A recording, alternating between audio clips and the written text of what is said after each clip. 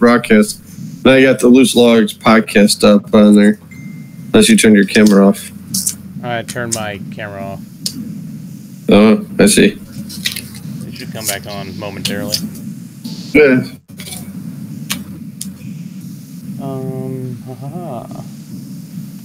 Silence this.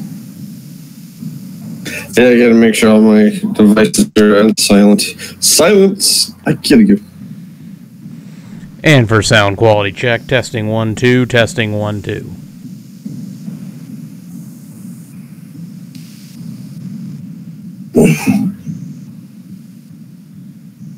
Ooh, my media.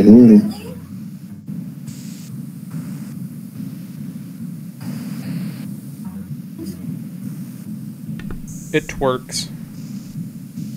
Yep. Still don't see your ugly mug.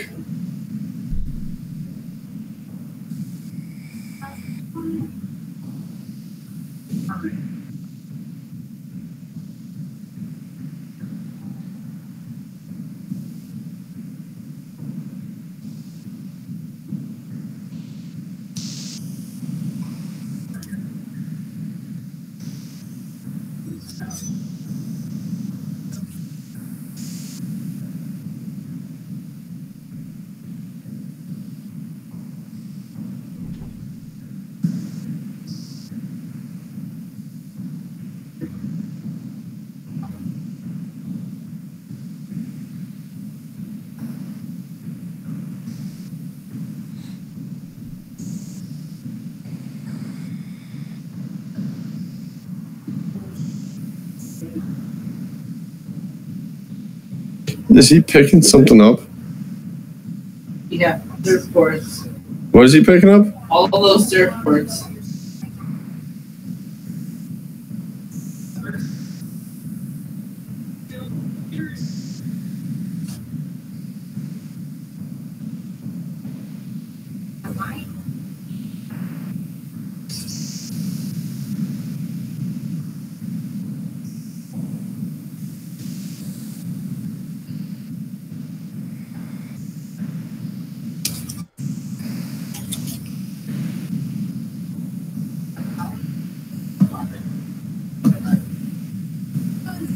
There you go.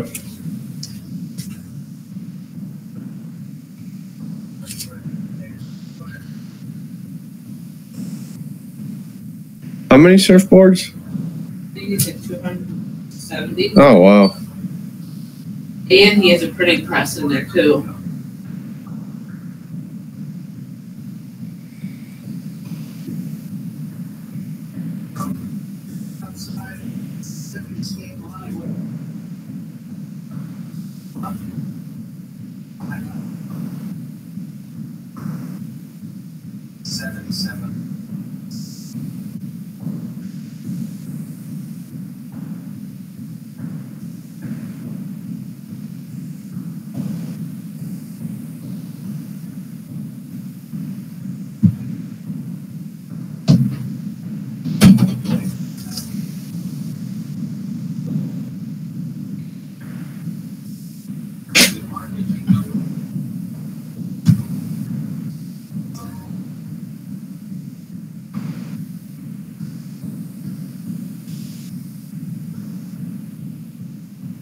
Oh no!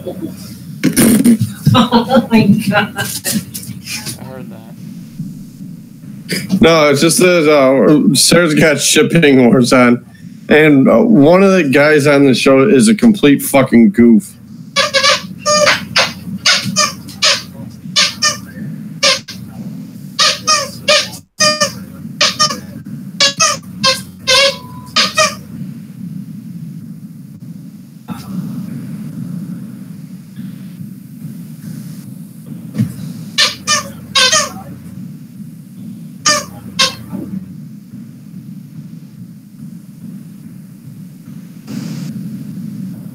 Can't get it till tomorrow morning.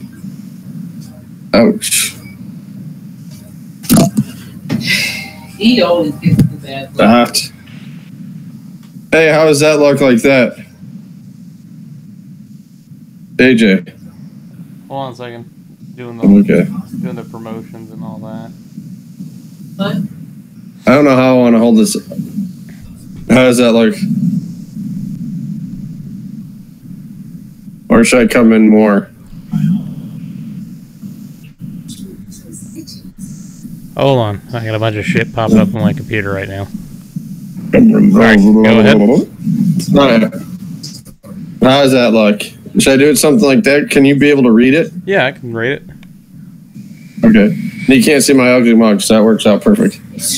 Oh. There you go. See, AJ even said there you go. Oh, man. Don't agree, AJ. Oh, sir doesn't agree. It's got the head of a bastard cat. Yes, it does. Oh, man.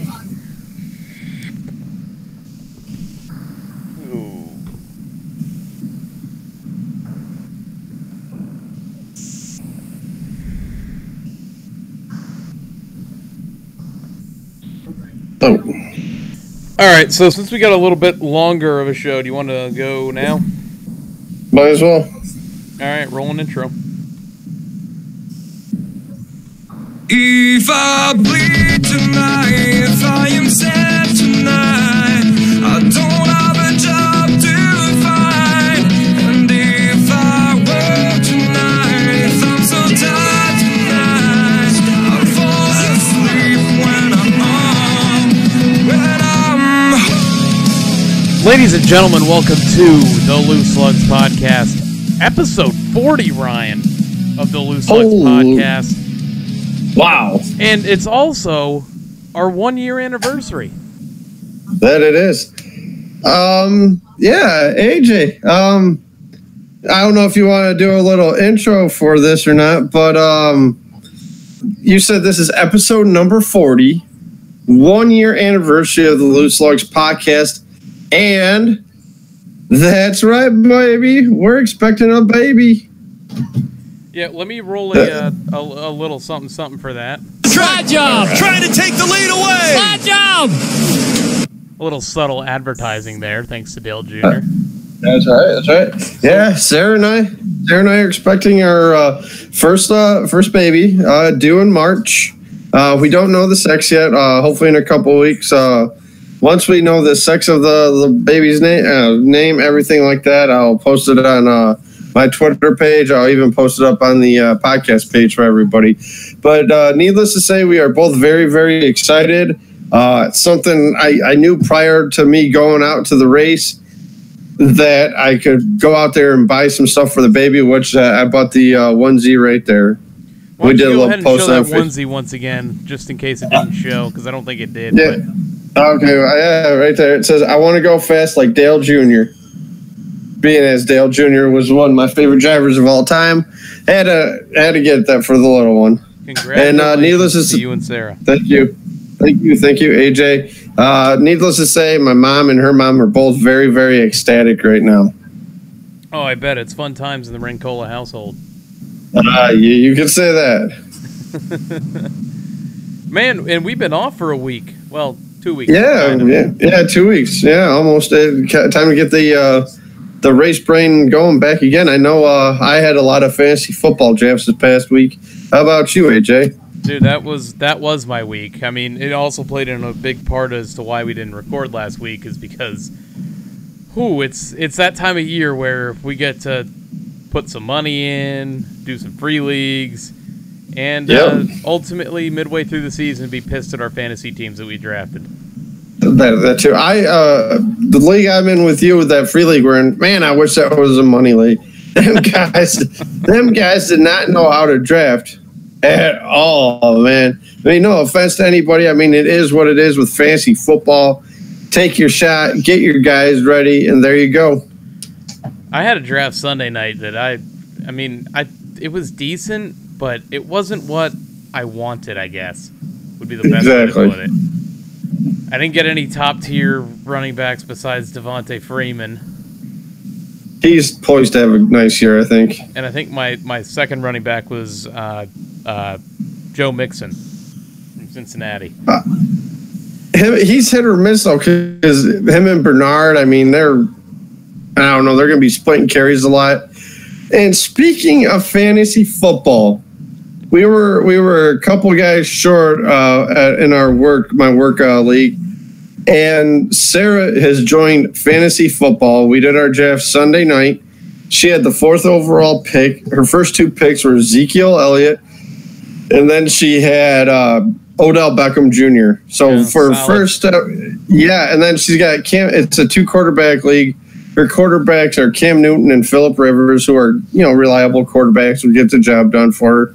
But yeah, she had a really nice draft. She got a good receiving core, that's for sure. Sounds like everything's going right in your house right now. Yeah, no kidding. Only if one of us can win some money. So that's the hard part. Yeah, exactly. The winning of the money is the definitely the hard part. But yeah, I had 7th overall, and I took I was high on him coming out of college at Penn State, but I did take Saquon Barkley and see how that plays out. I know you're going to talk about the matchup between Georgia this weekend. What did you think how they performed on Saturday for you, AJ? Did what they had to do, 45-0. Can't complain. But the real test starts this week when you play South Carolina. Yes, it does. Don't get me started on my school. I don't want to talk about it right now. Oh, where's the Notre Dame fight music? Or how about the Harbaugh doesn't know how to call offensive play calls to save his rear end? Yeah, you guys had a real fun time in that one this weekend. Yeah, the thing that gets me the most mad about the whole thing is you had, since your bowl game last year, you knew you were going to South Bend. You knew it was going to be on national television, and you come out and you lay an egg. And that's what it was. It was if I could grade it, it'd be E for embarrassment because it was that bad of a football game. Jim Harbaugh right now better pull a miracle out right now. It's bad. It really is bad right now. Yeah. What was the stat that I heard? 8-8 in his last 16 games. Coaching 8-8 in his last. Yep, 8-8 in his last 16 games since 2006. Michigan is now 0 for 17 against ranked opponents on the road. And a lot of those have been Ohio State. Don't get me started on them. Hey, I thought this was a race podcast, not a college football podcast. This is a racing podcast, and Ryan, we've got a truck race, 2 Xfinity races, and a Cup race to go over, along with, honestly, I want to get through our recap of the race weekend so we can talk about the biggest news of the day. Oh, man. Coming out of the Furniture Row Camp this week. I'll be honest with you. The Road America race, I missed the entire thing. I know who won. I know there's a couple incidents, but I was just going through it. I just skimmed over it, though. I mean, I missed the majority of it. So, well, besides the Cup race, due to just everything going on, I missed a lot of the racing this weekend. But I mean, this weekend I watched the entire thing. So I saw all the key moments of what happened. Yeah, I tuned in just the right time for things on the TV, so I didn't miss the big things that happened. It was the little things that have happened in and out of these that I missed. But Ryan, we're finally back. 2 weeks gone, 1 year anniversary, episode 40. What do you say we get into our 40th edition of Gas and Go?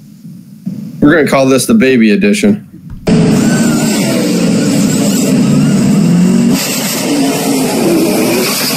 That's right, Gas and Go. It's what we kick off our show with, where we recap the race weekend, and we have races at Canadian Tire, Road America, and Darlington to go over.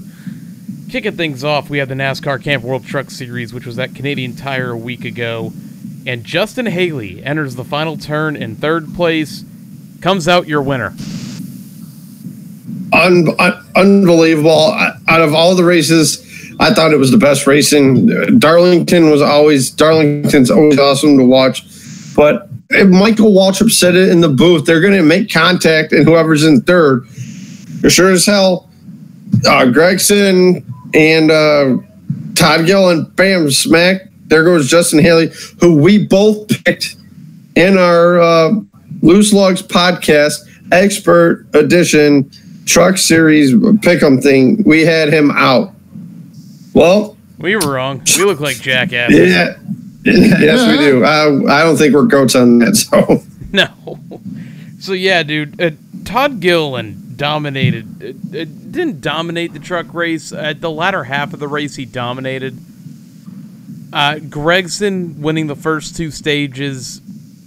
He came on ever so slightly. You just keep inching closer and closer and closer. Final lap. Coming out of the final corner, gets into Todd Gilliland, who Gilliland almost had. Would that have been his first career win? Yeah, it would have been his first career win in the truck series. And the interview he gave afterwards, he's like, I would go over there right now and kick his rear end in there, but because of the whole teammates, he couldn't do it. I'm like, oh man, that has got to suck for him, because you know how mad he is, you know how frustrated he is. The first win less than 100 yards away, and actually maybe probably a little bit more than that. Right there, couldn't get it done because of the teammate driving too aggressive and knocked you out of the way. Well, I don't mind it. Good, hard racing, though. So I put on Twitter afterwards, teammate or not, I'm going over there and kicking his ass. Oh, yeah, I would have, too. I was like, I would say, you know what? I would tell my owner, I'm like, find me later. I don't care. I'm going over there. This was my opportunity right here at my first win, and you took it away from me because you were driving in. Aggressive driving. Gregson's trying to get that win, get into the next round of the playoff. He was going for the win. I don't blame him. No, but I mean, in another sense, I know it's the playoffs and all, but when it's your teammate, you want to do it in a little bit cleaner of a fashion. Of course it is. And, like I said, with Todd Gilliland going for his first win, that was the unpopular move, I think.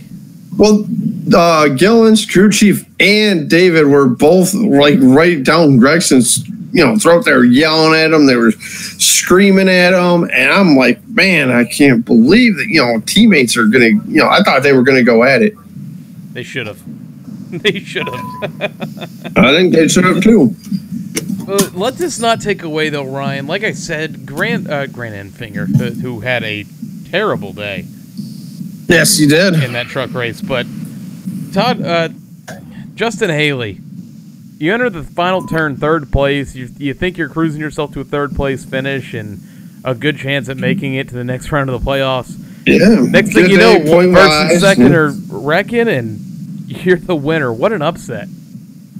Yes, it was. I mean, like I said, we both had him canceled out, going into the next round of the playoffs. But that, and it happens all the time at this race. What was it? A few years ago, John Hunter Nemechek and Cole Custer beating and banging in the grass when Cole Custer ran and Dovat tackled him. And it just Ty Dillon or Austin Dillon. I can't remember which Dillon brother it was, but it was chasing one of the Dillon boys. And then there was a couple of them, Ryan Blaney and Garoga, I think who it was. They got into it, so this track's produced some great finishes, man. Yes, it has. It's just so gigantic. No, that's Road America. That's Road America. No, I know, but it just seems like lap times in Canada.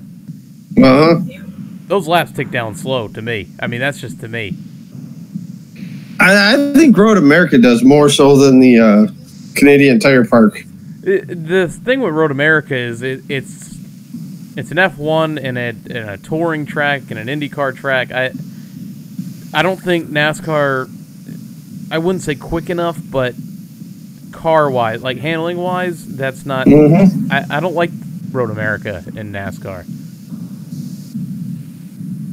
Yeah, it's like with me, I don't like Mid-Ohio in NASCAR. I mean, it is what it is. I mean, hey, too bad we can't make the schedule, right? Yeah, that's for sure. All right, we're going to start out at Daytona.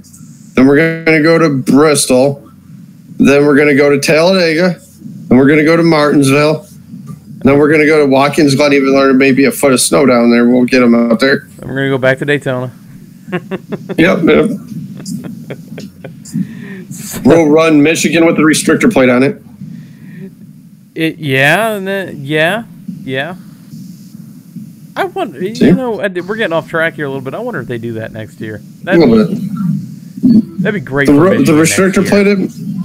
Oh, Dave, I guarantee it would. I mean, it's not like the racing's bad. Like you said, we're getting off topic here, but see what happens when 2 weeks were off. But no, like I said, I think you're going to see it next year. I really honestly do. That the All-Star package worked. I think you're going to see it at Indy, Pocono, and Michigan. Maybe another mile and a half. Yeah. Michigan. You said Michigan. You said Pocono. You said Indy. And one of the mile and a half. I'd like to see it at Fontana. I wouldn't mind seeing it out there. I mean, hell, bring it back to Charlotte again. For the 600? Yep. That'd be interesting. Yeah. So before we get too off topic here, your stage winners, first and second stage were Noah Gragson, and your race winner was Justin Haley. Your top five, Justin Haley, John Hunter Nemechek, who always seems to find himself at the front in these road course races. That he does. Brett Moffitt, Peters, and Matt Crafton. Yeah. Mm-hmm. Your notable finisher. How about eighth place, Austin Hill? Yeah, great run by Austin Hill. 10th place, Alex Tagliani. I was just looking at that name too, Tagliani. And a 12th place finish by DJ Kennington. Like, solid runs by guys you don't normally see in the top 15. Nice to see DJ back in a truck. I mean, he normally jumps in a cup car, so back home racing, which was nice to see. How about your playoff drivers here, there, AJ? I mean, Stoddard 6th, Friesen 7th. Noah ended up 9th. Ben Rose 14th, and then you said a bad day for Grant Enfinger. So yeah, it was a bad day for Grant Enfinger. Yes, it was. This is the race that kind of sets the tone for the first round of the playoffs, being that it is the first yes, it race, does. And that was a poor performance. I mean, especially now with the break they're having until they go to Vegas, which is I think next weekend. Yeah, next weekend because Indy then Vegas. Yep. So as of right now, your standings for the playoffs: Johnny Sauter, Brett Moffitt, Noah Gragson, Justin Haley, Matt Crafton, Stuart Friesen, Ben Rhodes, Grant Enfinger. I guess at this point I put Rhodes and Enfinger as my two out. Yeah, you might. I mean, what is it? It's Vegas. I got the thing here. Excuse me while I look. Well, you looked that Vegas. Up, Ryan. You got Vegas. I didn't know that the trucks were off for 2 weeks. Yeah, they were off. They don't run Darlington, nor do they run Indy, which is... If they run Indy, you know what they should do? They should run the short track that O'Reilly's race by IRP. IRP. Yeah, they should. What it is. Yeah, the ARCA cars run there. Why not do an ARCA truck double header? You could do it like I don't know, Friday. Do the ARCA cars. Do them at like 5:30 or so.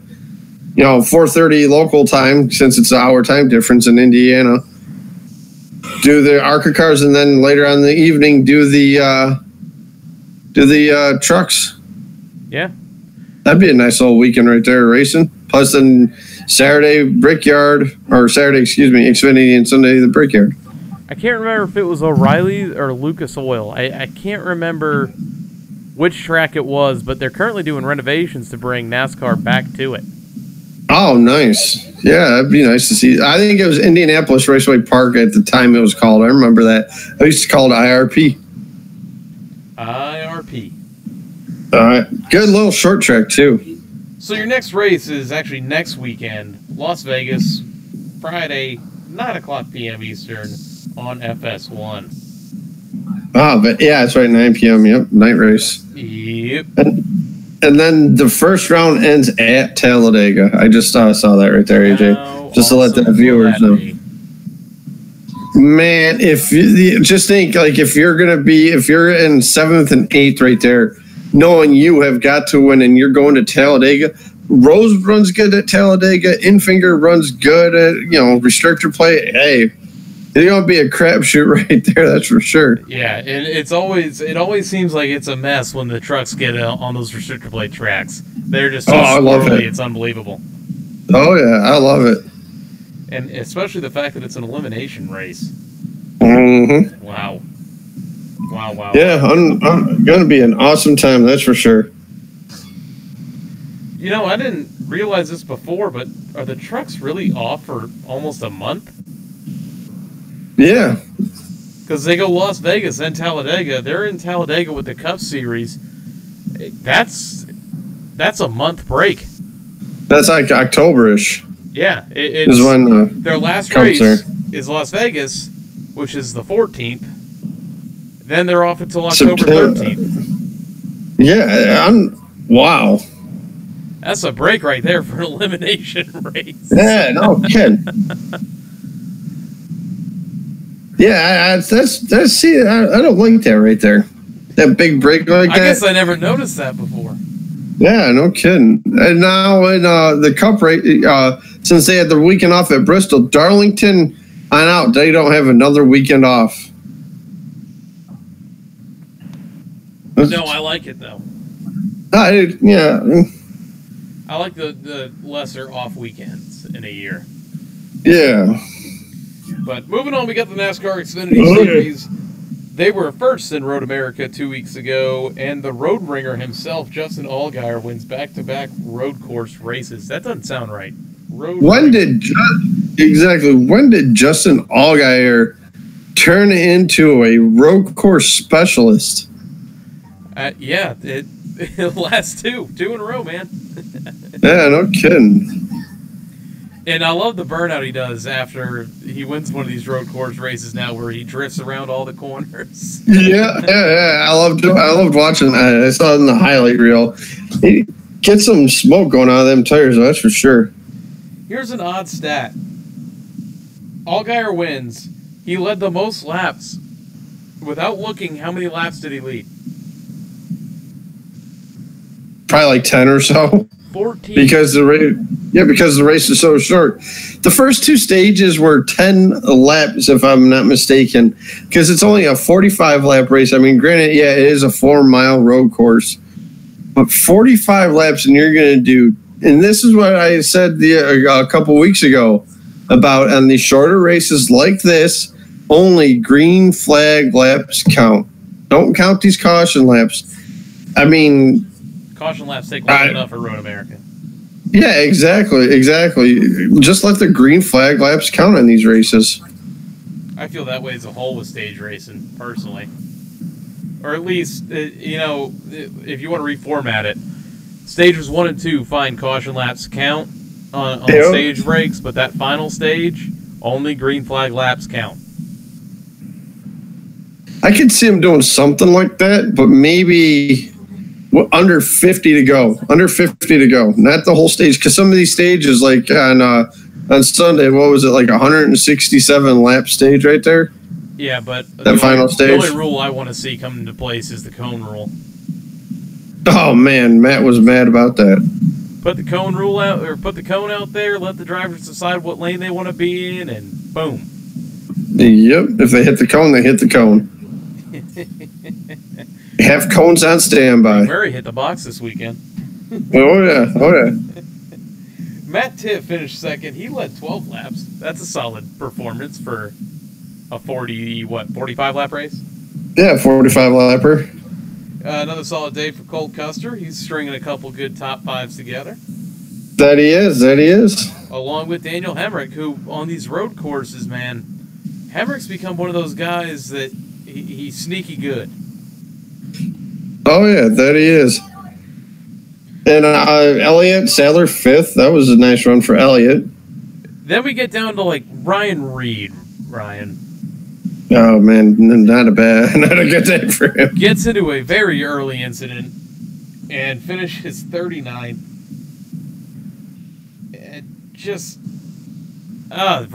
Roush can't find any luck in these last couple seasons. Well, they can't find any luck, whether it be the Xfinity cars or the Cup cars, unless it's Daytona or Talladega. Yeah, it's been a rough stretch a season, I guess you could say, for that 16 and the 60 car. We'll get more into the 60 car here with the next race because I wanted to talk about that. Yes. And a bad time to be doing this. We keep saying it every week, but it's the same driver we're talking about every week. Tyler Reddick. Yeah. Just the struggles continue. He started off hot, and ever since it's been going downhill. Rear gear issue, finishes 34th. Yep. How about Bill Elliott being back in action? It was cool to see him out there. I mean, he didn't have the world's greatest race, that's for sure. But he was out. Wreck. Well, yep, he was out a wreck, but he got into an early incident where they had to tape down the hood and all that. Yep. Still completed all the laps and finished 20th. Nothing wrong with that. And there, how about the guy that finished 23rd, Christopher Bell? Yeah, dude. Christopher Bell, I don't know what happened to him. All I know is it said next to his name, accident. Yeah, I don't remember what happened to him either. But, yeah, that hurt his chances right there, so. It didn't hurt him in the standings, I'll tell you that. No, not in the standings, but I'm talking about in the race. So, but, yeah, like I said, it was cool to see Bill out there. I mean, running with these guys. He may do something along the lines like that next year. Who knows? Patrick goes, evidently Chase wasn't a good spotter. No, probably not. No. I think Bill needs to stick to the booth or the spotter stand at the road courses and leave it to Chase. I mean, it was still cool to see him out there. It was so cool to see. How many of these guys could sit there and say, you got to race with Bill Elliott? Exactly. Not a lot. No one in that series can say that. That's a regular. Yeah, Elliott's imagine them guys. Most of the kids in the series don't even remember Bill Elliott racing, for that matter. I mean, yeah. When was the last time Bill Elliott ran I guess you could say a competitive car was when he was with Evernham, huh? Yeah, for Dodge. The number 9 for Ray Evernham. Mm-hmm. After that, he bounced around from ride to ride. I think he was with Wood Brothers for a little bit. I think it was Wood Brothers or something. I know he bounced around and then he finally decided to hang the suit up. And now I guess, like I said, he does, like he was saying, he does stuff outside, with him and Evernham. Those two are still close, like how Gordon and Evernham are. Pretty cool to see. It was still, like I said, it was still awesome to see him out there. Oh, yeah. So your stage winners of this one, Ryan, first stage was Matt Diff, second stage Daniel Hemrick, and your race winner was Justin Allgaier.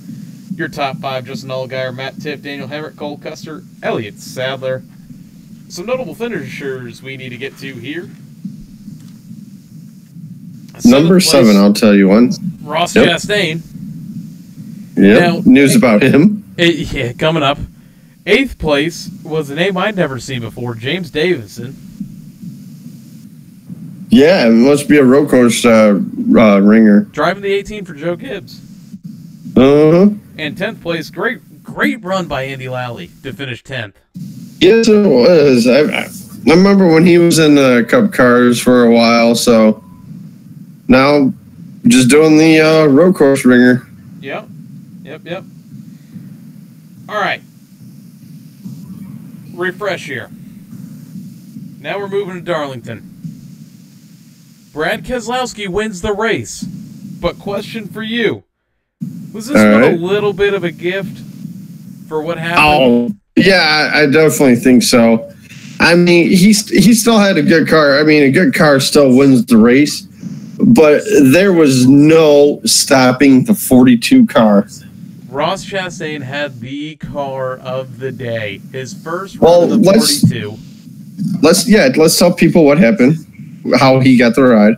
Yeah, let's address this elephant in the room, so to speak. Battle for the lead. Harvick gets a little loose coming out of the corner. A little bit more than loose. Mm-hmm. Gets up into Ross Chastain, who's on the high side, sends him into the wall, completely kills the 42. Oh, and the 98 was destroyed too. They fall back a little bit. And that's when Ross Chastain decides to just Here, Boom! take this, Cup guy. Yep. Sends Harvick right to the wall. And then it was just chaos. Oh, yeah. Harvick stops in the pit box again. Yeah, this seems to be a common occurrence for him. Yeah, it does. It does. Yep. Surprised nothing was thrown at him this time.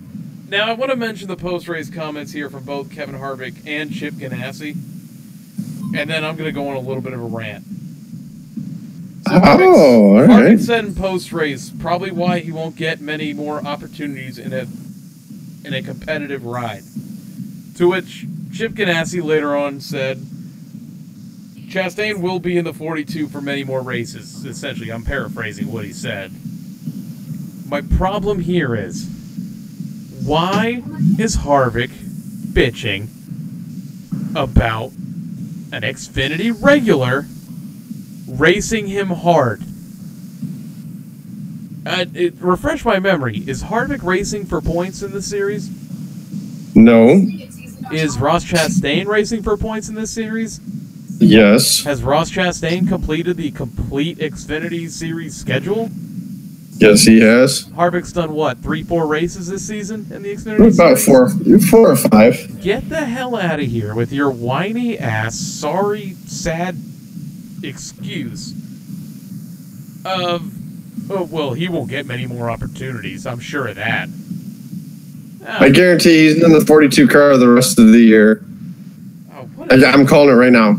I used to, I mean, don't get me wrong, Cup side, Harvick, champion. Yes. He's a winner. Mm-hmm. But man, it's hard to find words that aren't vulgar. A doink move. What? It was a move. Yeah, it was, and like I said, I think Ganassi saw something in this kid Chastain, who was doing great in underfunded equipment. If I unfortunately, I don't have the standings right here for the Xfinity cars, but I think he's almost in a playoff spot, if I'm not mistaken, in the Xfinity. He is in one right now. Why not? Ganassi, hey, I don't need to run Larson. I don't want to run John Hunter in this year right now. Ross, get in here. Ross go win a championship. Everybody hard. Every single person, even when he's in his normal ride, he races everybody the same. And then Harvick, in the post-race interview, I tried to give him all the room I could. Well, no, you didn't. You just freaking door slammed him at it too. Yeah, he ran right up the wall. I mean, where did you give him an entire groove to himself? Yep. And the weird thing is too, the thing with Darlington, it's that narrow. You can't hardly ever go two. Even they were trying to go 3 wide. And unbelievable. I feel bad for Ross Chastain because I do too. This race was his to win, and if you don't believe me when I say this, where is my number that I wrote down about Chastain? Because he led a ton of laps. And it was a short race, too. Only a 200-miler, too. Won both the stages. Yes, he did. And all because Harvick, who needed another Xfinity Series trophy, just like Kyle Busch would, just like Joey Logano would, just like Brad Keselowski, your race winner, would. Mm-hmm. I'm tired of the Cup guys messing around with this playoff battle in the Xfinity Series. Yeah, exactly. It may be unpopular opinion. I'm at the point where I don't care anymore. I don't blame you. It's just ridiculous. So I understand why Harvick's out there. He's out there for a sponsorship. Hunt Brothers Pizza. Still need to try their pizza, by the way. I don't know if anybody's ever tried Hunt Brothers Pizza. Let me know how it is. If it's gas station pizza, whatever. He's out there for the sponsors, but don't mess with the championship. And that's what they should say in the drivers' meeting. Don't mess with it. Another thing, Ryan, is the excuse of, oh, well, Cup guys draw a crowd. Well, what crowd? There isn't one for them. No. What's the difference if you lose 50 fans no kidding. in the stands? I mean, really. it's if people would see the racing without the Cup guys, like if we had more of that than we do, I guarantee you'll have more attendance in the Xfinity Series crowds than you would if the Cup guys were there. If we had it happen more. And the prime example this weekend at Indy, you're going to see it. I mean, it is what it is. It's just a little bit of a. It's hard to judge Indy because it's so big. There's so many seats there. Yep. But how about Vegas? Vegas is going to have a great crowd for the Xfinity race. I think so. And no Cup guys will be in it. No, not at all. It's frustrating. I thought Xfinity waited till after Vegas to do their playoff, or are they starting at Vegas? I believe they start at Vegas. All right. Moving on, as I lost my spot because I've been ranting and raving here. Yeah, that happens. How about Tyler Reddick rebounding from a Rough Road America, finishing third? That's a finish that he needed. Exactly. Hey, how about Throwback Weekend as a whole? How cool was it to see some of them rides out there? That it was. I actually have a note for the next for the Cup Series about it because it was. I thought Ryan Reed's throwback to Greg Biffle. Excuse me. I had a little. Biffle was cool. There's a couple cool ones on the Xfinity side. Custer's was really cool. Yeah, Custer had a great one. So that was awesome to see. I mean, I love Throwback Weekend. I wish more chicks would do something to this. Speaking of a car number that maybe Roush would like to throw it back to the Matt Kenseth days or the Carl Edwards days. Dude, that number 60 car is a curse no matter who's in it. Oh, man. Cindric wrecked like in the first 25 laps. Finishes 40th. Yep. That 60 car in the last like 5 years has found nothing but wall every time it's on the track. Did you hear his interview afterwards? I did not. Oh man, he was so like down and out. Oh, excuse me. I think it's his last race in that car. I mean, I think he's going to get some rides with Penske still because Penske and Roush are splitting Cindric up, but unbelievable. Like he was just like so heartbroken. He's like, I can't believe this early and we're already wrecked. I can't believe we're already out. And he just like felt so down on himself about it. Yeah, it's a tough break. You've got guys like Ty Majeski and Austin Cindric in those rides, guys who are trying to prove themselves. And I'm telling you, man, it's that car number. That car number's bad luck since Edwards left it. It must be that car. They need to go put the 6 back out there. Minus the 0, put 6. Yeah, or 06. Uh-huh. Oh, yeah, or do 06. Yeah, you could do 06. So, right, that'd be pretty cool to see. Your stage winners in this one. First stage, the 42. Second stage, the 42, both Ross Chastain. And your race winner was Brad Keselowski. And I don't want to take nothing away from Keselowski winning this race. No, not at all. This was Chastain's race to win. That it was? Your notable yeah, go ahead. Your notable finishers in this one, 14th place, great run by Landon Castle. 25th place was Ross Chastain. 34th, Christopher Bell. Another accident. That's 2 weeks in a row. That was his first time at Darlington, too, I think. Oh, yeah, because the trucks don't race there. Uh-huh. In your standings, though, which doesn't hurt at all, Christopher Bell, Justin Allgaier, Tyler Reddick, Elliott Sadler, Daniel Hemrick, Tyler Reddick, Brandon Jones, Matt Tiff, Ryan Truex, Ryan Reed, Austin Cindric, and Ross Chastain. Apparently I just started scribbling there at the end. Your next race is Indy, Saturday, 3 o'clock p.m. Eastern on NBCSN. Moving on to the big one, Ryan. The throwback race, now known as, the Southern 500, now known as Throwback Weekend. Indeed. And Brad Keselowski sweeps the weekend, steals another win. That's 2 wins that Yep. he stole this weekend. Wins Southern 500, brings Rusty Wallace's number 27 Miller Genuine Draft Paint Scheme to a win. Ryan, Exactly. Throwback Weekend is just filled with such nostalgia of old paint schemes we used to see on the track. It's awesome. It's awesome to see. I personally love it. Like I said, I wish more tracks would do that. How cool, like you said, to see the MGD car. Even the Steve Park throwback for Logano was pretty cool. The one was my favorite. Obviously, the William Byron one was pretty cool for me. And as representing the shirt, But the cool thing, Denny Hamlin. I thought Hamlin's car was pretty cool. Hamlin throwing it back to himself was pretty cool. But Yeah, I thought. the 43 STP car, it started off the weekend as the 70s car. That's the one that they said they were running.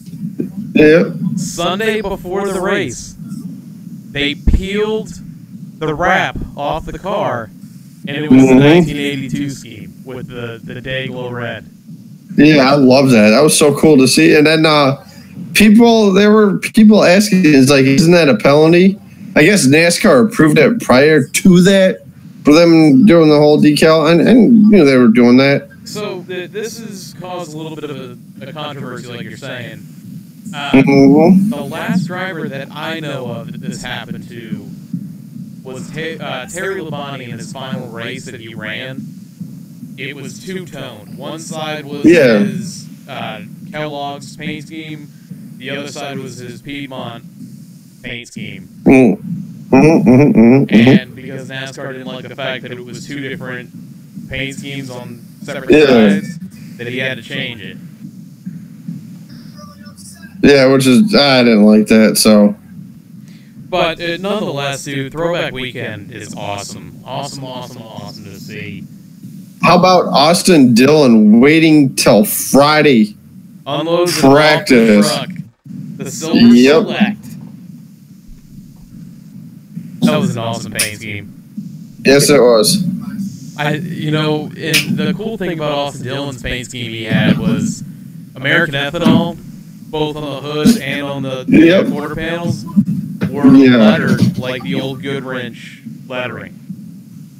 So like you had the E's sideways. Oh, of course, yeah. They did a great job on it. They got input from Dale Jr. on it if they were allowed to do that. And of course they did. Go right ahead. Of course. But it was Throwback Weekend, another success. I want to make it to Darlington while they do this. Speaking of which, how about the grandstands Sunday? Absolutely packed. Yep, packed house. Loved it. I haven't seen a Darlington race that packed in years. Yep, I thought the racing was good. I mean, yeah, Larson dominated the first 2 stages, like we said. But you had coming to the end of stage 1, Dylan trying to stay on the lead lap, bumping and banging with Larson. That was cool racing right there. People are like, "Oh, this guy's leading by 5 seconds." Larson would not have been a happy camper. He actually physically came up in front of him. I'm yelling and screaming at the TV because they didn't have a caution. I don't think that entire first stage, if I'm not mistaken, and it was a 100-lap segment, stage 1, and it's just like, are you serious? There's only 14 some cars back on the lead lap, and then cautions were coming, everything like that, and Byron's car looked good until the same thing that happened to the 48, which I know we're going to jump into here in a minute. But the first 2 stages I thought were good racing. How about Kyle Busch again, spinning Joey Gase, getting into a back of another car? That was on purpose. I don't care what anybody says. Of course. Because he didn't just like bump him and he got turned around. I mean, he hit him right on the fender, right on the quarter panel, sends him around. That was on purpose. Well, of course it was. So you mentioned Kyle Larson being dominant in this race. He just lets another one slip away. Leads 204 of 367 laps, sweeps the stages, and just bad luck for the 42 cars this weekend. Exactly. I tell you what, though, give credit to where it's due and Brad Keselowski on that final pit stop to get him the lead. So there was a pit stop with 30 to go, I believe, when the restart was. Yep. That 2 crew, man, they got that car pitted and gone, and I think it was like 13 seconds. Yep. Unbelievable. Which was one of the quickest pit stops of the day for any team. And they had all the lugs tightened too, by the way. Good way to mention that in there. And this is Ryan. This is Brad Keselowski's first win on the year. Yes, it is. I tell you what. I forgot who it was. It was Parker Kligerman earlier today on NASCAR America. Says if there's a 4th driver, it could be that 2 team now. If they can, the fight. He's been saying that all year though. So with them. So I know I have this bullet point here, but I want to save it till the end. So I'm going to skip past it. We're going to come back to it. All right. Pit road woes though continue.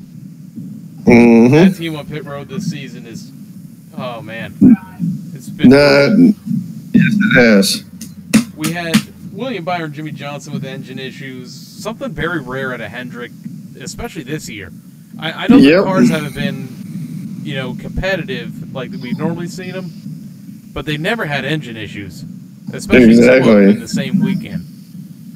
Yeah, Bowman had tire issues early in the race because he qualified good. And he dropped like a sack of potatoes. Yes, he did. But this was it was great racing. I thought it was. Another guy I want to talk about, Ryan, Denny Hamlin. He wins, what was this, his 3rd or 4th pole in the season and still can't squeak out a win. No, not at all. I don't know. I don't know if it's the equipment he's in. I don't know. It can't be the equipment because Kyle's won races. Eric Jones won a race. I mean, I don't know what's going on with that 11 team.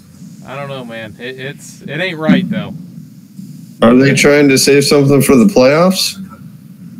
Maybe, but I mean, I know you're already clinched, but get a win. Give you some sort of cushion going in to the playoffs. This way you can get into round 2. 15 and 16 are still undecided, so I know we're going to probably get into that here in a minute. So, wouldn't that be crazy if, based on points, Ricky Stenhouse got in and because of a different winner? Yeah, that'd be crazy. That'd be nuts. It'd be so fitting to the way this Hendrick season has gone. That it has. So this is the point I wanted to get to, Ryan, but I wanted to save it for the end. All right. Clint Boyer and Ryan Newman. Oh, boy. Good buddies, too, by the way, off the track. I'm sure most everybody knows that.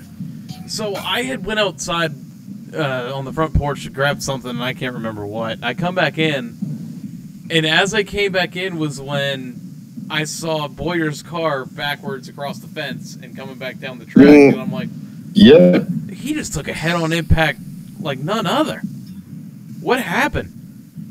Then they show the replay, and he just clear clobbers the 31 in the middle of turns 3 and 4. People are saying that Newman missed pit road. That's why he was slowed down that much. Because if you look at the replay, he had his hand out the window, like, hey, I'm going to pit road. I'm going to pit road. And I don't know if Boyer spotted or didn't see it, but he just... Clobber. Man. Clobber. I'm surprised. Yeah, I'm surprised Boyer's hood didn't come into the Newman's driver's or his passenger to be like, hey, Ryan, what's up? I'm surprised Boyer didn't flip over on top of Newman. Wouldn't been the first time. Won't be the last. Probably not. Probably not knowing Newman's luck. So I saw a lot of people both on Facebook and Twitter getting on Clint Boyer for this, and you see from the in-car camera of Boyer, yes, Newman's waving his hand out the window. Yeah. But because of the 99 car of Derek Cope being in the middle of the two, you can't see the car in front of the guy in front of you, and it wasn't.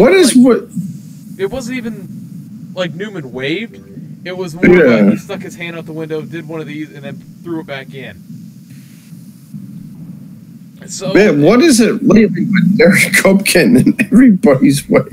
Truex last year at Richmond, and now this. Well, then you have the 96 car who just, like, up the racetrack, just as the wreck is almost over, hits Boyer on the high side. Like, I don't know, but Newman was obviously trying to come to pit road. I don't think Boyer realized it, and because of the speed Boyer was carrying, he was doing that arc of where you start on the bottom of the groove and then you come back up and finish against the wall. I don't think he realized Newman was going that slow. Exactly. That's crazy too, though. Like, and where's Boyer's spotter on this? Like, hey, the 31's coming to pit road. 31 slow coming to pit road. So watch out, watch out. Where's the spotter at in all these? I don't know. Like, Brett Griffin is a spotter, Clint Boyer, and he's one of the best in the business. But Exactly. I just think there was just a total miscommunication on everybody's parts. Definitely seems like it. So, what did Boyer say in the post-race interview that I saw a lot of people talking about?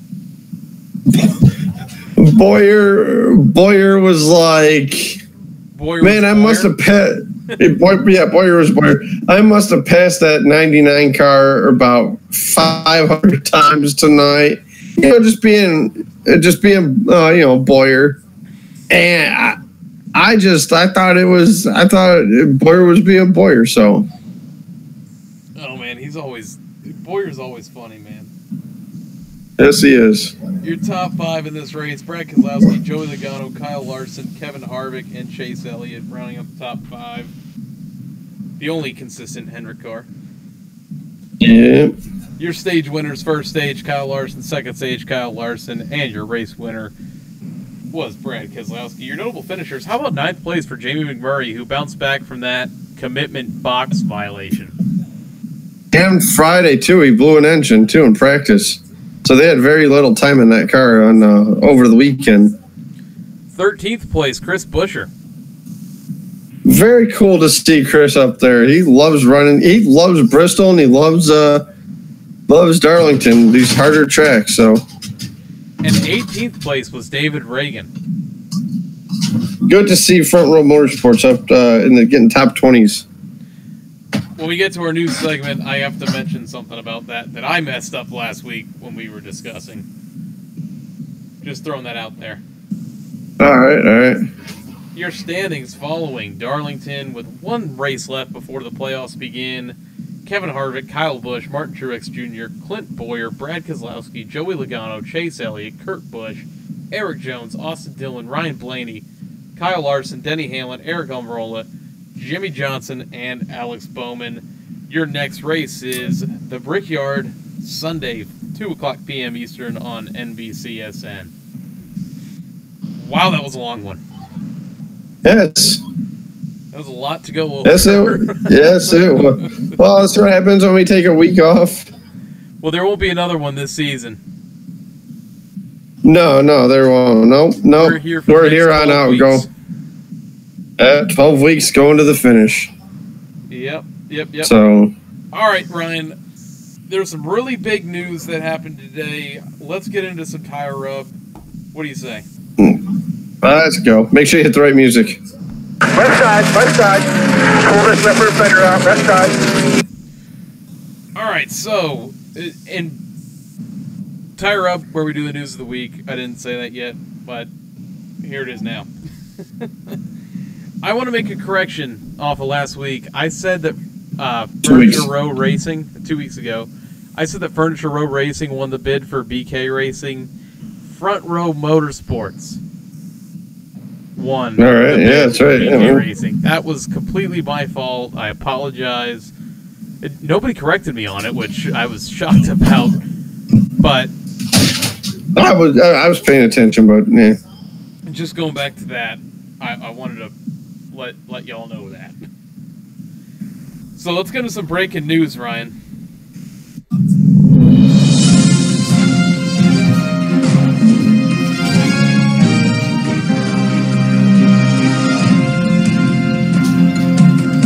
So earlier today, Furniture Row Racing announced they were ceasing operations at the end of the 2018 season due to lack of funding.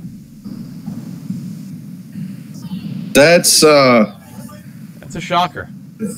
It comes as a shocker to me, yeah, because we know that 5 Hour Energy wasn't resigning with them, and you figured, all right, there's a chance. Okay, it's a Cup champion, good organization, winning races. That a sponsor is going to come along, and obviously a sponsor didn't come along. Did Barney Visser and these guys, Furniture Row, did they give it time to get another sponsor to come on? Maybe the AutoZoners Insurance, maybe they come on for more races next year. You figure somebody would come on for a Cup champion. You know, it was really surprising, Ryan, and I think it's more or less because you see the lack of funding.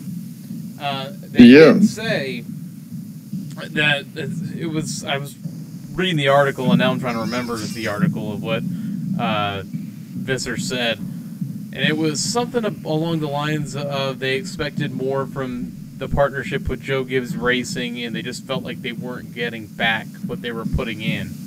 Yeah, and they were tired of relying on another person to help fund their race cars, and they were just tired of it. The lack of funding part also gets me because Bass Pro Shops has been a primary sponsor of Truex for many, many seasons. Yes, it has. And even back in 2014, 2015, when I never saw Bass Pro on the car at all, they were still associated and sponsored him.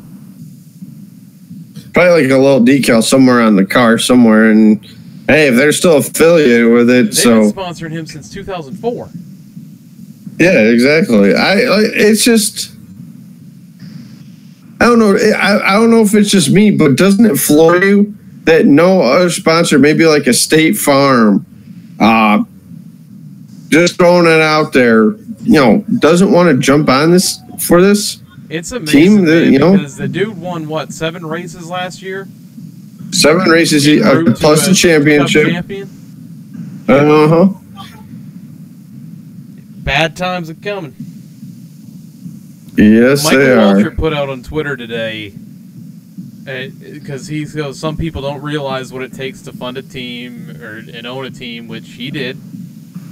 And he said that it got expensive when we went away from stock car. He's right. These aren't your typical stock cars, sedans that are driving on the road anymore.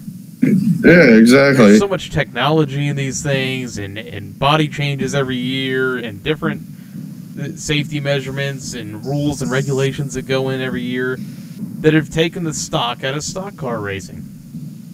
You hit the nail right on the head. I remember, when I always watch all these decades, like the early, the 70s. An Oldsmobile was an Oldsmobile. A Ford was a Ford. A Chevy was a Chevy.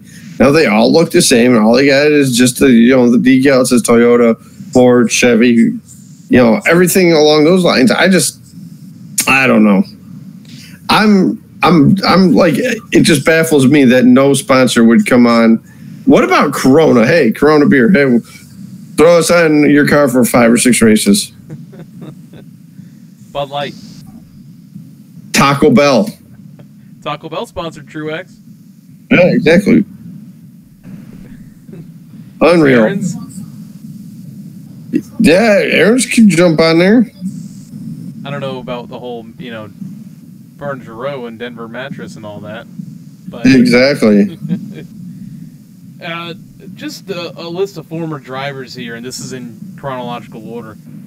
Joe Nemechek, Kenny Wallace, Jimmy Spencer, Travis Kvapil, Regan Smith, Kurt Busch, and then Martin Truex Jr. I mean, that's a pretty decent list. I know Nemechek, Wallace, and Spencer were at the ends of their career, and Kvapil, more known for his lower series racing than his upper series racing. Regan Smith's a former winner, and you got former Cup champions now in Busch and Truex. It's not like it's been hard to find someone to take over that ride. No kidding. I'm still in shock right now that they couldn't find a sponsor for that team still. Yeah, it's amazing. What's next for Martin Truex Jr. at this point, though? I was getting ready to ask you the same thing. What is next? What is next for Truex?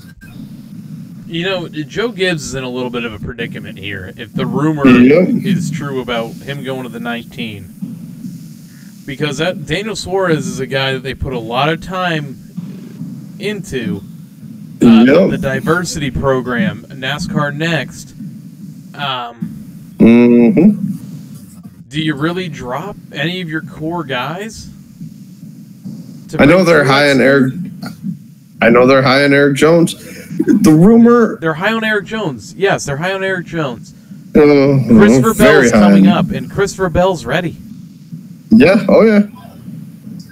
Do Ganassi or Stuart Haas say, "Hey, come on over here"?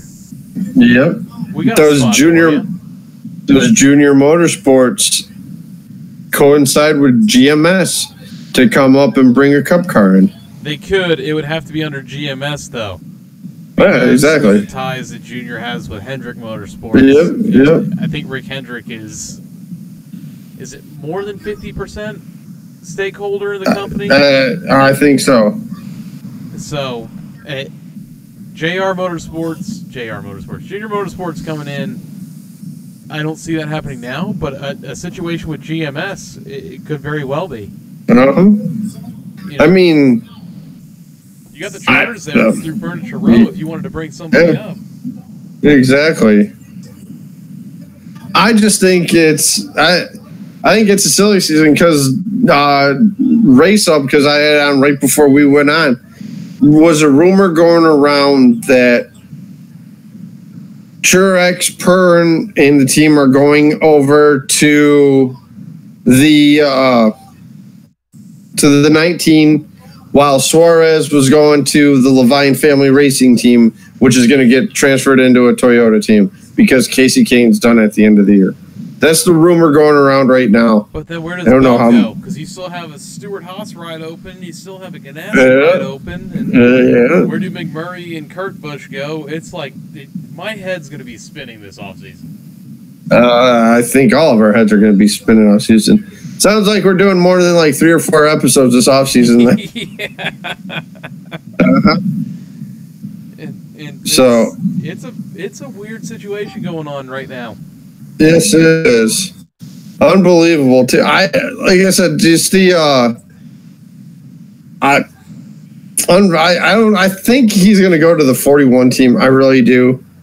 So I know Toyota doesn't want to let Truex and Patrick, who is a big Martin Truex Jr. fan in our YouTube chat, said my head's spun already. Yeah, that's you hit it right there, Patrick, right there. My head's spun already. Nice. I just think that it's not going to be long before Truex is in a ride. No. He won't be a free agent. With that being said, will this hurt his chances in the playoffs? No. Go out on top. True. That's how that happens. No, not being. So, it's just, I'm like you put it in our group chat, and I'm just like, like I knew it was coming. I put holy you know what in there. Yeah. Holy toxic stuff. Yeah. Holy waste. Yeah, holy waste is right, yes. So that's all I got on that, man. It's definitely taken a turn here. It overshadowed to me it became the story over what happened this weekend in Darlington. Yeah, it did. And Darlington, like you said, great throwback weekend, great crowd, awesome race. Just took the cake right here.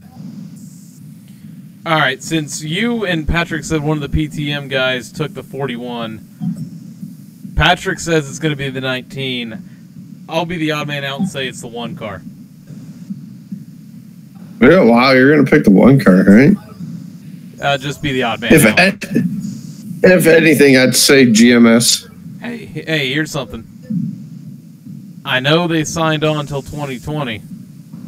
What about Hendrick? What, GMS? Could do that. What if Jimmy is out of his like? What if Jimmy says, you know what? After this season, it was really rough. I don't know if I can keep being competitive for you, Mr. H. I think you need to give my ride to someone who can be more competitive.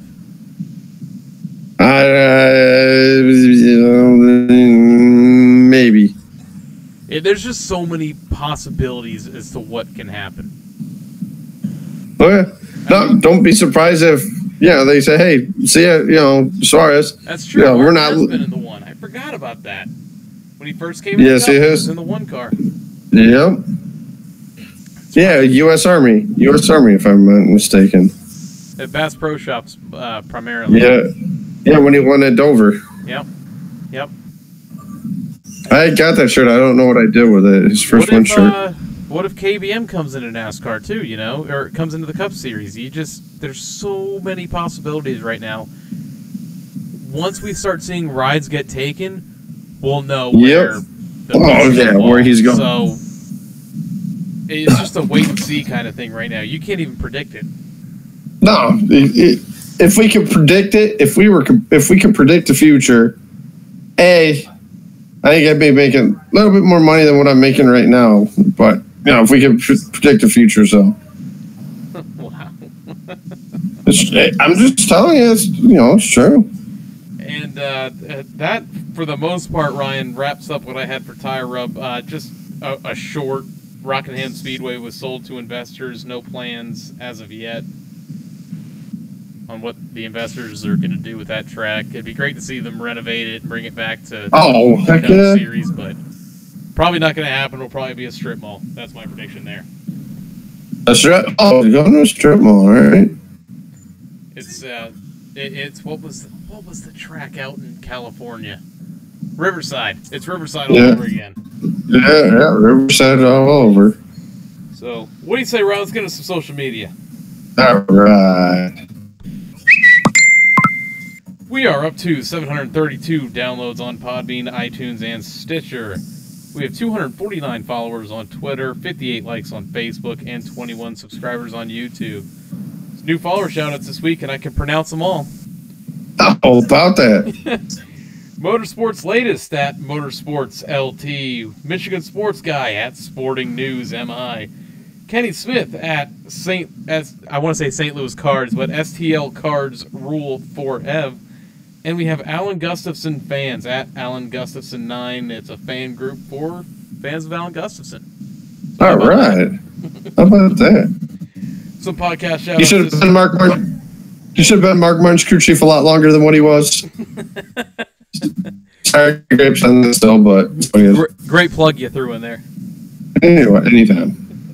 Some podcast shout-outs this week. We got the Lap Traffic Podcast, the PTM Podcast, the My Opinion Therefore Fact Podcast, All Turns No Breaks, the Bump and Run Podcast, and Creditcast, the 3 Wide Show, NASCAR Opinion, the Final Lap Weekly, and the Sidedraft Podcast. Some places you can find us on iTunes, Podbean, Stitcher, and YouTube. Search our name in the Loose Lugs Podcast. Turn on your notification bell so you're notified every time we upload new content. Make sure you subscribe and rate us on iTunes and Podbean and Stitcher. On Twitter, we are at Lugs Podcast. You can tweet us about the show using the hashtag LugsPod. Don't forget, hit that follow button when you're on our page. On Facebook, we are the Loose Lugs Podcast, so make sure you click that thumbs up. There it is. And our personals on Twitter, myself, Grey Goose F150, and Ryan. R. Rencola 88. All right, Ryan, I'm sitting back. It's your point to rant in the show. It's my time to rant. All right, folks. Hey guys, I hope everybody had an awesome Labor Day weekend. I know I did.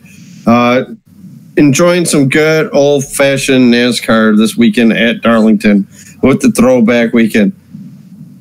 More tracks need to get on board with this throwback weekend. I know they want to make it specifically for Darlington, but let's get some more tracks involved with this. Hey, like Darlington, for example, do Darlington 1 year.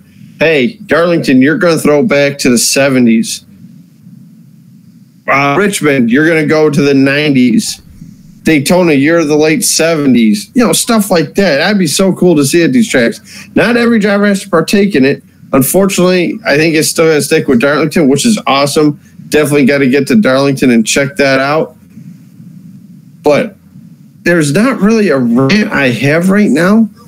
What? Because there was time of the season, Ryan. I'm trying to think. 26 races, and this is the first one you don't have a rant on. I'm just trying to think right now. Like, I thought the racing was pretty good at Darlington. Maybe the stages were drawn out a little bit too long with the 100 laps. Maybe Eddie from the 3 Wide Show is going to be shocked when he hears this. Well, I know he is. But yeah, I mean, I enjoyed the racing. I mean, the broadcast I thought was pretty cool. I thought it was cool when they had Junior, Jared, and Kyle Petty in the broadcast. But I thought that was pretty cool. I mean, it just like I can't really think anything really. There's like nothing got under my skin. I mean, have we had a problem with the pit guns lately? No, I got something just curious. What is NBC doing with Rick Allen? I don't know. I mean, I thought something weird going on over there. Yeah, like he was meant to come in and be the head guy, be the guy.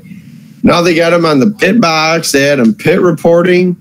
I don't know. Maybe it's something when they brought Junior in. It's like, okay, he's going to be the voice now. Junior is, and then we'll throw Rick Allen wherever. I don't know. It's just. I noticed that this week when they had him on the pit box, and he wasn't like calling practices or qualifying. I was like, this is something ain't right. Yeah. Well, hopefully he'll be calling Indy this week in the Brickyard. That's for sure. And okay, here comes right now. Why is NASCAR still trying to make this race mean something to Brickyard? The Brickyard is meant for the Indy cars. I don't care that NASCAR goes there, but to try to make this race mean so much. It is week 1 of the National Football League. The ratings for the NFL are going to destroy. Unfortunately, destroy. I'm a football fan. AJ is a football fan as well. We're all sports people here. But sure. Go Lions. Woo. And but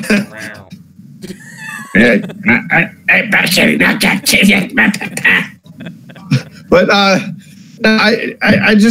wish NASCAR would do a different track. This would have been a perfect weekend.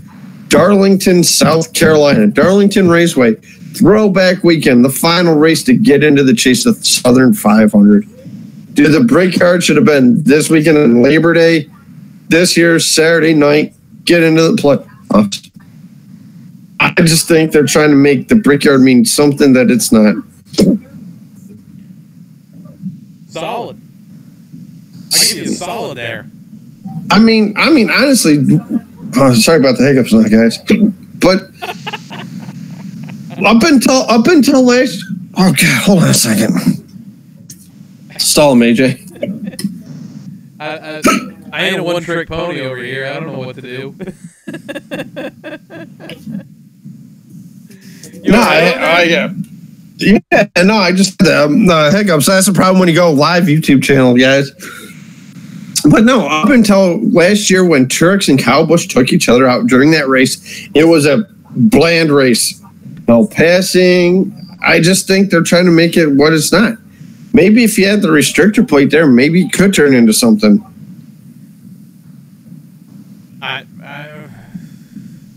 I know that they try to keep Indy because of how historical it is.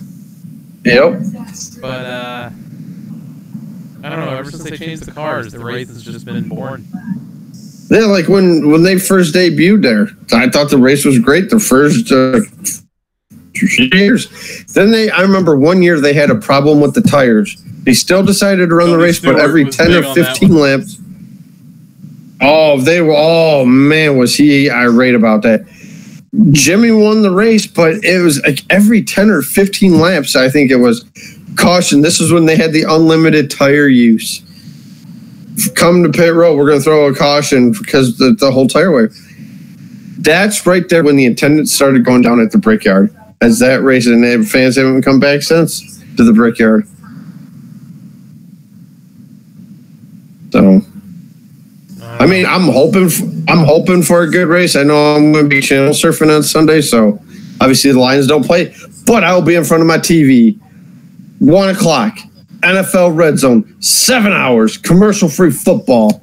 I'll be sitting down for 1 o'clock, Houston, New England. You're not going to see the 7 hours of commercial-free football line? Well, I got to wait till 4 o'clock to get my final 3 hours of commercial-free football. Yeah. They'll probably go, I guarantee you, because that game is so big that Houston-New England game, I think Red Zone's going to be all over that game. Well, we're going to go back to Brady. Here's Brady. Yeah, like I said, it just stop making Indy try to mean so much. All right. White flag time, Ryan. We got to predict some things. Oh, yeah, we do. Tight, keep working the mirrors. In line with you, coming to the white. Only 2. All right, so white flag, this is where we do our predictions for the upcoming race weekend. This weekend, we got the Brickyard, Indianapolis Motor Speedway, both Xfinity and Cup are in action here. And on the Xfinity Series, Ryan, I'm going with the one of Elliott Sadler. Nice pick. Good pick. Good pick. I'm actually going to go with a guy that's been struggling. Had a nice finish this past weekend at Darlington. Give me the 9 of Tyler Reddick. On the Cup side, I was flopping back and forth pretty much all day with this pick because I like the 18 of Kyle Busch, but I really like the way the Ford's been coming on here. And I think it's one of those tracks that you just, I kind of see the 4 winning. I'm going with the 18, though. You're going with the 18, right? Who's your dark horse? Taking the 48 of Jimmy Johnson. You son of a... So you took Kyle Busch and Jimmy Johnson. I swung for the fences on this one. Yeah, you did. All right, you did. It feels weird making Jimmy Johnson a dark horse. I still can't get used to that. Yeah, no kidding. You're telling me. Let's see. For my winner, yeah, with that going on right now with that team, I can't pick the 78. I am going to go to the 4 of Kevin Harvick. And my dark horse,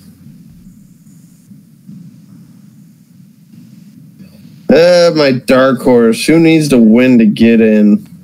Stenhouse. Yeah, that he does. But, I don't know. Give me Alex Bowman. Give me my dark horse of Alex Bowman. Just keep the fighting chances alive. Well, I mean, he's already in as long as a new winner doesn't win. Yeah, exactly. But 88 runs all right there. I mean, junior run, man. When Gordon was in the car, he ran all right there. So, but yeah, Alex Bowman. Taking Bowman. Bowman the showman. Yeah, Bowman the showman. Too bad it wasn't Phoenix. Yeah, right. Well, Ryan, I think we've hit that point in the show. Yeah, we have. I mean, it's been a good one. So, a long one, but a good one. So, well, Ryan, with that being said, why don't you hit everybody with it? Guys, hope everybody has a nice little short work week this weekend. If you didn't work yesterday and Monday, guys, we will see you guys at the racetrack. Hopefully everyone has fun this weekend with the Brickyard, NFL opening day. Time to kiss the bricks, folks. Signing off. Catch you in the next one. All right.